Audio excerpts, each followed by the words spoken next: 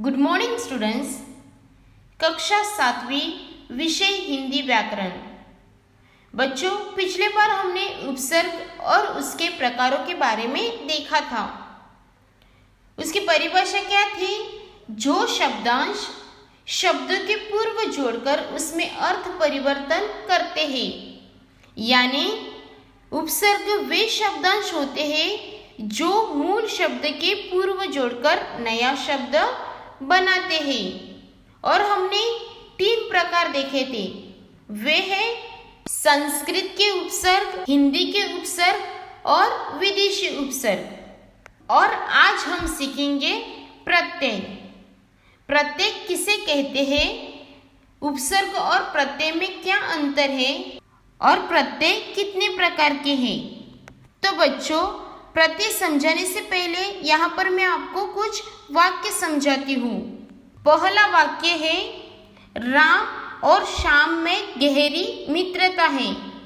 दूसरा वाक्य है, बलवान से बैर लेना अच्छा नहीं होता। और तीसरा वाक्य है, मैच में हमारी शानदार जीत हुई। और अंतिम वाक्य है, उसकी बातों में भोलापन है।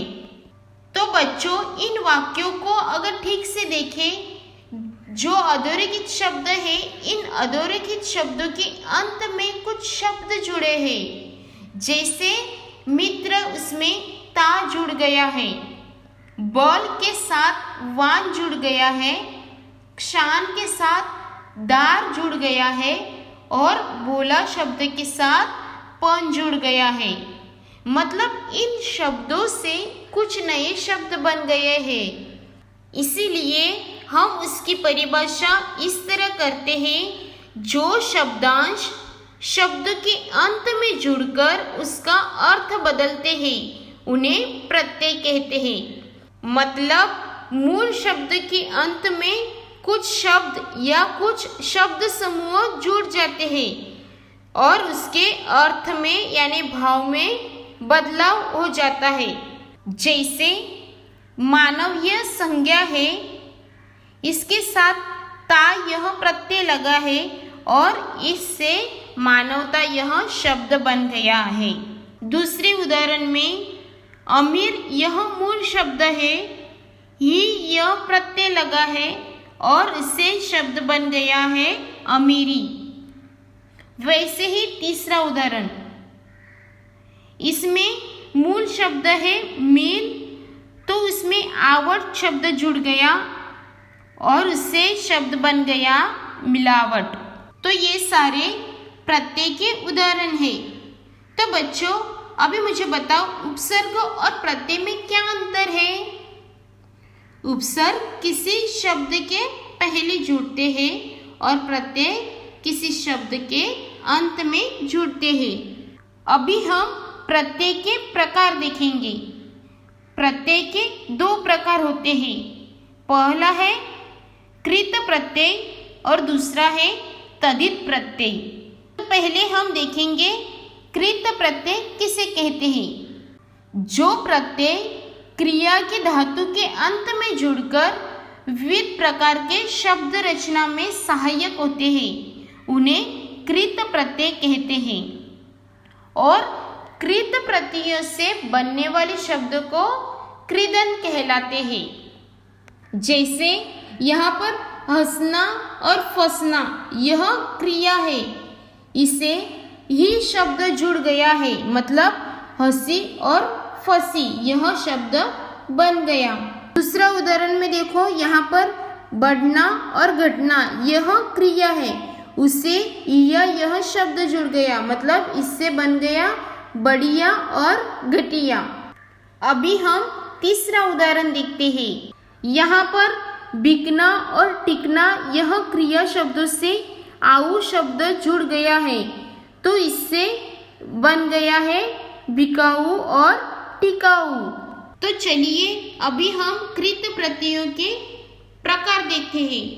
कृत प्रत्ययों के 5 प्रकार होते हैं। पहला है कर्तृवाचक कृत प्रत्यय, दूसरा है कर्मवाचक कृत प्रत्यय, तीसरा है करणवाचक कृत प्रत्यय, चौथा भाववाचक कृत प्रत्यय और 5वां है क्रियार्थक कृत प्रत्यय। तो पहले हम कर्तृवाचक कृत प्रत्यय के बारे में देखेंगे।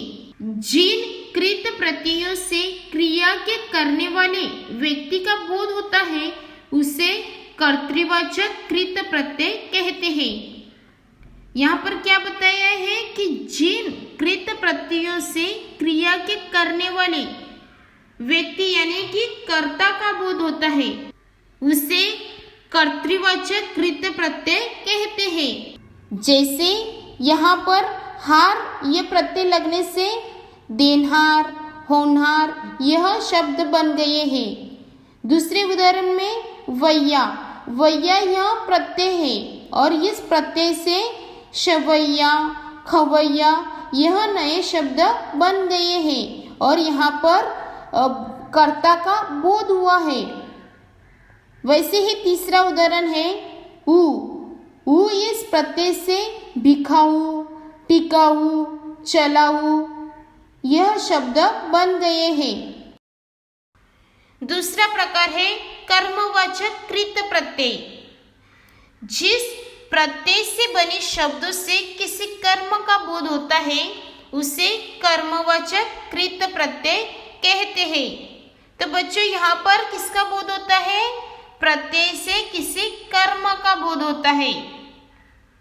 तो जैसे ओना यह यहाँ पर प्रत्यय है तो बीच में ओना प्रत्यय लगने से बिछोना शब्द बन गया है।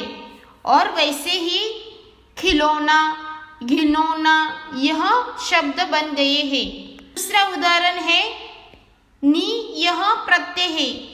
नी से ओढ़नी, सूंघनी यह शब्द बने हैं। तीसरा उदाहरण है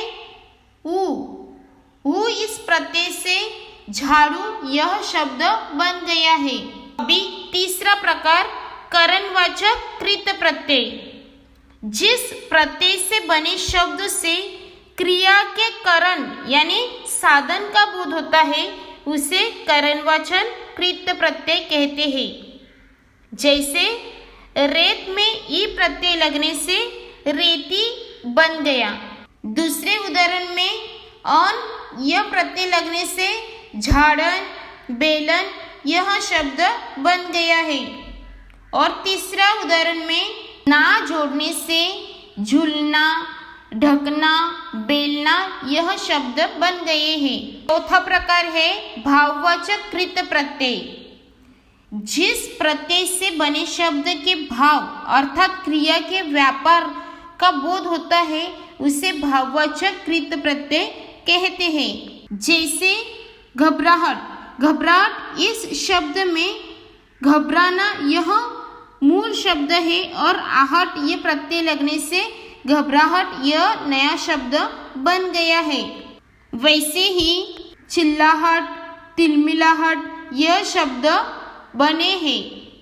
दूसरा उदाहरण आई इस प्रत्यय से चढ़ाई, लिखाई, सिलाई यह शब्द बने हैं।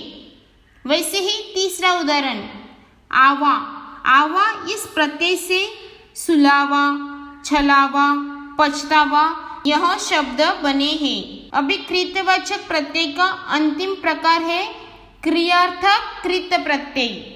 जिस प्रत्यय से बने शब्द से क्रिया के होने का भाव प्रकट हो उसे क्रियार्थक कृत प्रत्यय कहते हैं। जैसे ता प्रत्यय जुड़ने से डूबता, रमता, चलता यह शब्द बने हैं। और दूसरे उदाहरण में ता हुआ यह प्रत्यय जोड़ने से आता हुआ, खेलता हुआ यह शब्द बने हैं। अभी तीसरा उदाहरण, तीसरे उदाहरण में कर, कर यह प्रत्यय जोड़ने से जाकर, पढ़कर, लिखकर, देखकर यह शब्द बने हैं। तो आज हमने प्रत्यय और प्रत्यय के दो प्रकारों में से कृत प्रत्यय की परिभाषा और उसके प्रकारों के बारे में देखा। आशा करती हूँ कि आपको अच्छे से समझ में आया होगा। धन्यवाद।